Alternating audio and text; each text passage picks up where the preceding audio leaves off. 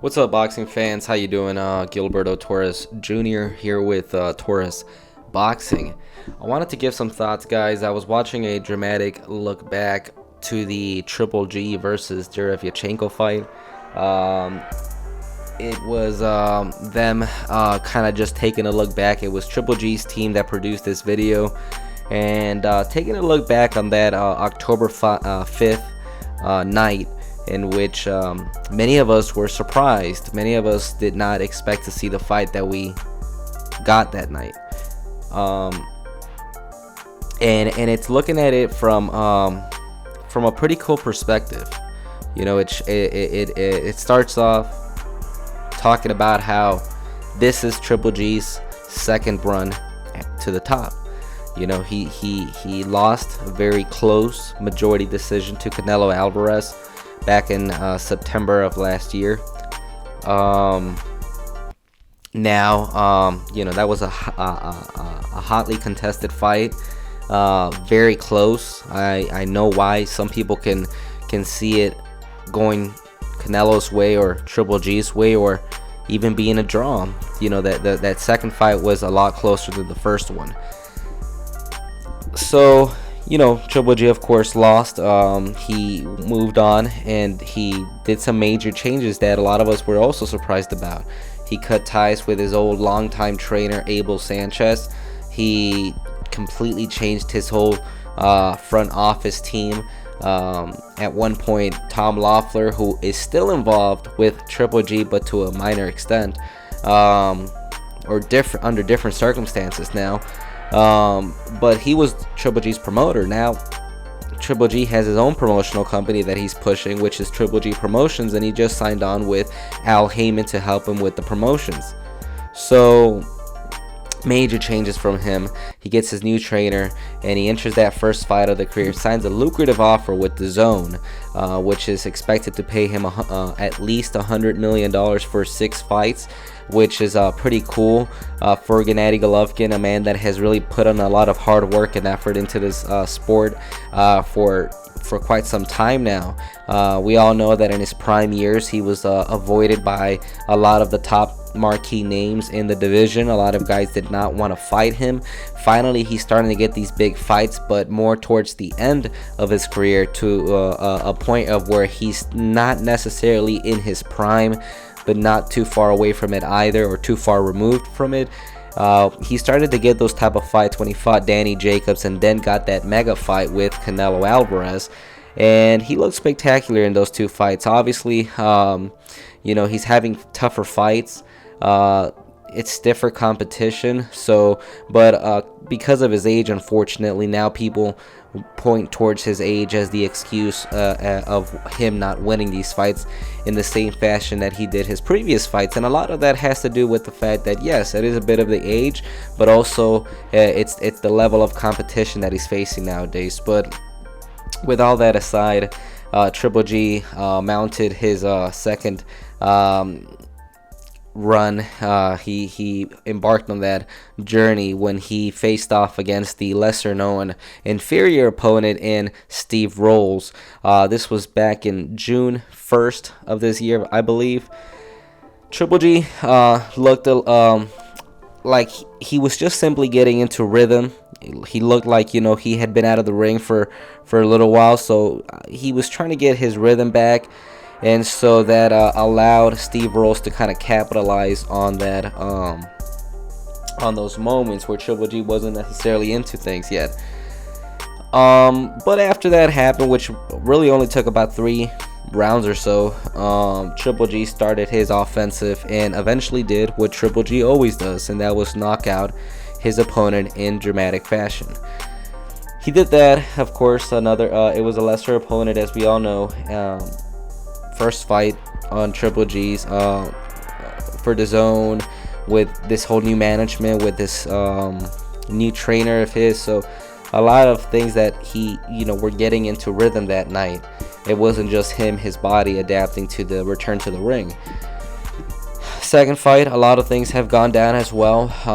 He thought he was going to get that third fight against Canelo. Canelo apparently did not want that fight for whatever reasons. Again, I'm not gonna say that he's scared of him. I think that's too harsh of a criticism that we can put on a fighter, because these fighters are risking their lives. We're talking about it right now.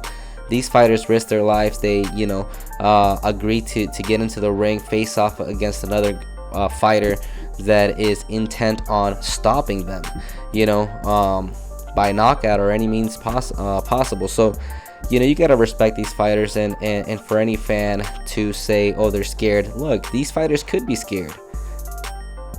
I don't know, these fighters could very well be scared, but it's not for us to make that assumption and accusation on another fighter. Why? Because at the end of the day, they're risking their lives inside of that ring. So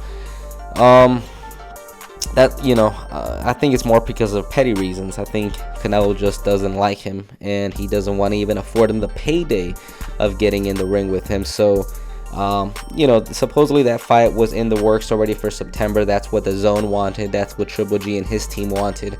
But Canelo did not want that fight for September, and so he moved on. And of course, he's fighting Sergey Kovalev this weekend. So Triple G was instead given the news that the Canelo fight wasn't going to happen. He's having to look for a fight that he may not be as interested in now, because the fight that he really wanted, is not there. So you can already start to see that there could be hints of distraction for Triple G, hints of that uninterest in this fight. Not to say that Derevyanchenko is not a great fighter. He's clearly showed he can be an elite level fighter, compete for championships, and possibly be a champion at some point. But I also think that Triple G's mind was elsewhere, not necessarily 100% focused on this fight against Derevyanchenko.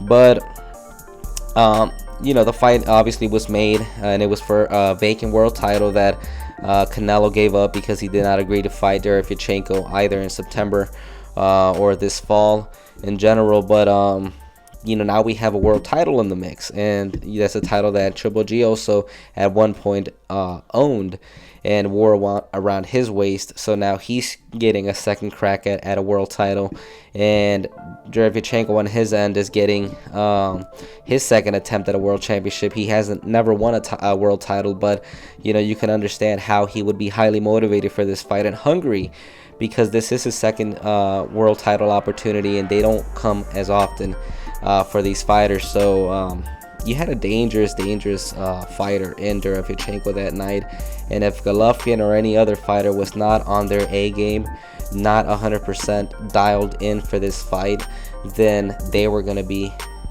finished, because Derevyanchenko was a man on a mission that night. He had nothing to lose and everything to gain. Triple G could have been sick. That's another thing that his promoter and trainer brought up after the fight. Triple G has not confirmed that.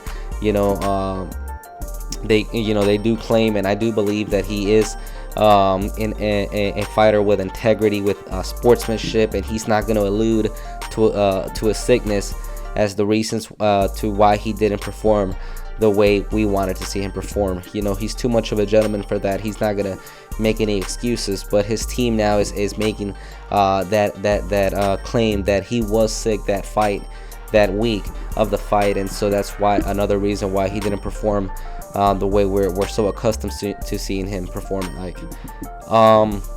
So now this Derevyanchenko fight gets made, and it's an all-out war. And Triple G takes some heavy punches, some heavy damage. I've never seen Gennady Golovkin in a fight like this. It's almost unreal to see the once, I don't want to say once great, because I do still believe he's great, but I guess you can say the once most feared fighter in the game exchange blows with another fighter that is not stepping back, that is not going to step down or lie down for this man. So it was a little bit surreal seeing that image, those images of Golovkin in a real fight like that. He was always this dominant, the most dominant fighter, if not in boxing, then clearly in the middleweight division. And for him to be trading blows with another fighter was just something that I didn't think I would see. When I saw it, it really surprised me, but it also kind of gave me a little bit more realization that, hey, to analyze fights a lot more, to analyze the circumstances, the context of that week, everything, to study a fight, to really understand what could have gone wrong, or why things went a certain way. That's a lot of work for fights, but it piqued my interest. It piqued my interest in this sport even more. And it's hard to see Golovkin. Why did he have such a hard time? If you could simply make the claim that trying to catch my thought here. You can make the claim that that Derevyanchenko was just another level fighter. That Triple G was not in there with some regular fighter. He was in there with another monster. You can make that claim, and it makes Derevyanchenko look very good. It gives him the full credit of what he did that night. But also, it indirectly brings Triple G's greatness down a little bit, because now he's met someone who's more of an equal to him. So, if any of those other of the excuses, be it maybe age, maybe the distractions, the uninterest in the fight, the sickness, all that sort of stuff, if you can make those claims true, then you're putting Golovkin again on that pedestal. Well, I don't want to make it sound bad, but you're putting him in that regard as being one of the most dominant fighters ever. And so that even builds his hype up even more, builds him up even more. And if that's the case, then clearly it helps his case as far as being an all-time great. And which I do think Golovkin is. I think that a lot of his fights unfortunately did not get made because fighters did not want to fight him, which sucks for him. If it sucks for us fans, imagine how much it sucks for the fighter himself, that he was on the best time of his life, or his physical career, and these guys did not want to get in the ring with him. Now they supposedly want to get in the ring with him after they seen him face some stiffer competition and get tested a little bit. So it's really a tragedy with Gennady Golovkin. But even with all those things factoring in, these next 4 fights, which are basically on his contract, 4 fights that we know for sure are gonna happen, these could still be great fights. They really could.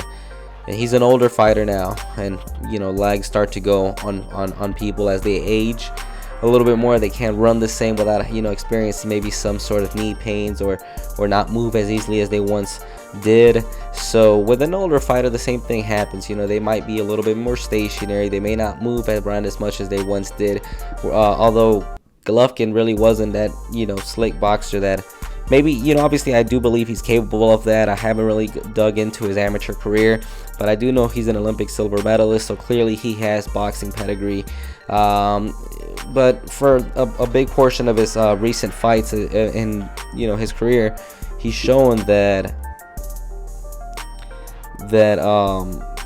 he's more of a come and seek and destroy fighter, a seek and destroy fighter that is seeking for that knockout, seeking to overwhelm his opponent with his aggression and raw power, and cut off the ring and do those things. So he really hasn't relied on his boxing pedigree and from his amateur career.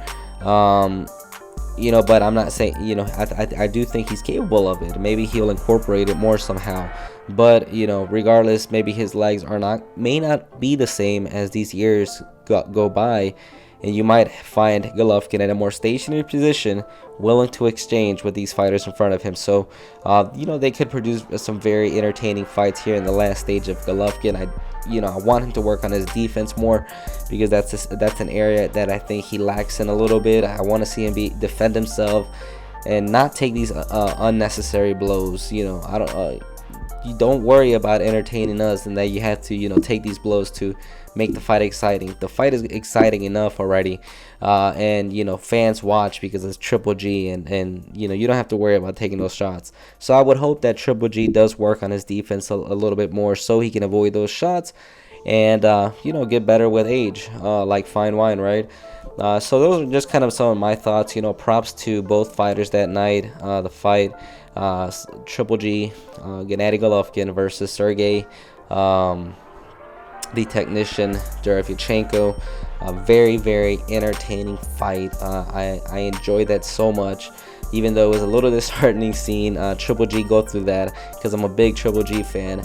I can honestly say that that was really entertaining and had me on the edge of my seat. So you know, congratulations to both fighters for that fight that they gave us that night. But that's all I wanted to kind of say and put my opinion on that, guys. Let me know what you guys thought about my about this video, about the fight itself. What do you think is next? How do you see Triple G? All these other things, guys. You know, you guys can feel free to discuss there in the comments section, and I'll be sure to respond to your comments as well.